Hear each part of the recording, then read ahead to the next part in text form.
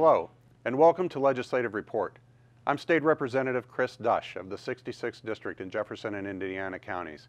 The House Majority Policy Committee has begun the session examining the state's business climate to see how Pennsylvania's tax policies and regulations affect job creation. Joining me to discuss the committee's efforts is Chairman Representative Kerry Benninghoff. Representative Benninghoff, welcome. Thank you, Chris. Appreciate you having us here. As you know, the House Policy Committee is on an active role already. We've been out trying to look what's going on in Commonwealth and what's working very well, not only from a tax policy perspective, but what we're doing in the regulatory area. Recently, you joined us out in Canonsburg, western part of the state, to tour the Marcellus Shale production, the well site, as well as a processing plant. Anything specific that you thought was pretty impressive when you went to one of the well sites? Well, the thing that stood out for me at the well site in particular was how small the footprint was. My dad, I think you know, was a driller back in the 50s and 60s, and they were fracking back then. But the technology and the way the production is going, they've limited the footprint. The ecological impact, I think, is tremendously reduced. I'm very pleased with what I saw out there. Yeah, even though it was a quite cold, snowy day, I was very impressed. They showed us that the whole entire well pad site was covered with a rubber membrane in case there's any leaks or a little hydraulic fluid would come off one of the well pad or the drilling rigs. I was also impressed about how mobile they were and how quickly they can move them. I think they said to tear down for one of those to actually take it down and leave was in a couple days, and that's pretty impressive for a big operation. We were also able to talk with some of the economic developers in that community and some of the business owners, which we'll touch on in a moment. We'd also gone to a separation processing plant because people don't always realize that in natural gas there are actually liquid fuels that come from it as well. Anything particular that you found surprising when we talked with the processors with that? Well, all the phanes, the ethanes, et cetera, that come out of that natural gas, the wet gas that we have, especially in the western part of the state, the different industries that are going to be so greatly affected. Pennsylvania, back in the Carnegie period and Mellon's, we were a dynamo nation worldwide.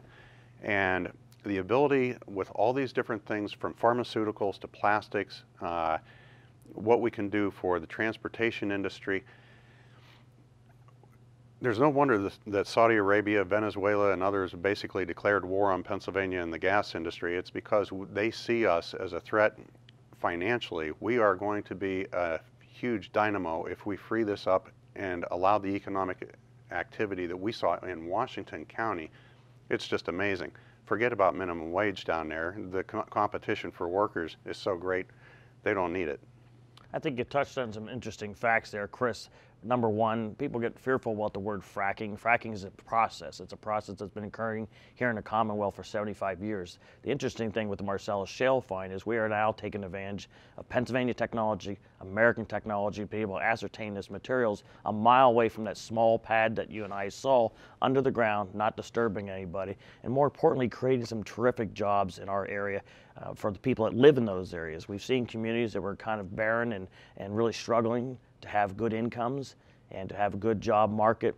And the spin-off industries I thought was also exciting. One comment I want to touch on that you had made is about the ethanes and butanes and the other types of we call wet gases that come off those processes.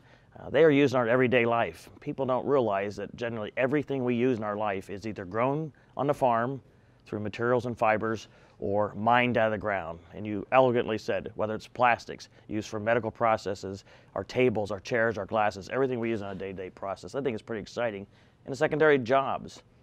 We had the opportunity to hear from two business leaders, an economic development leader. If you had to wrap up their message overall, what do you think that they were trying to get across to us? Again, I go back to Pennsylvania's dynamo. Our work-class ethic is top-notch. There's not a Fortune 50 company in the world that doesn't have Western Pennsylvania workers in general. And they would love to be able to come back to our area. These business owners have seen opportunities develop and expand. They've come up with new ideas on processes, new products that are out there on the market. We saw a few of those while we were there. This is an exciting time to be in Pennsylvania if we take advantage and don't hamper and hamstring the one thing, that natural gas resource that's going to be a driver, an energy driver for industry across the state, the whole way down into Marcus Hook if we get the infrastructure in place. Well, you are highlighting that it's not just about the gas industry, it's not just about the drillers, but it's the supply businesses that help keep them running, but more importantly, the secondary spin-off businesses. Yes.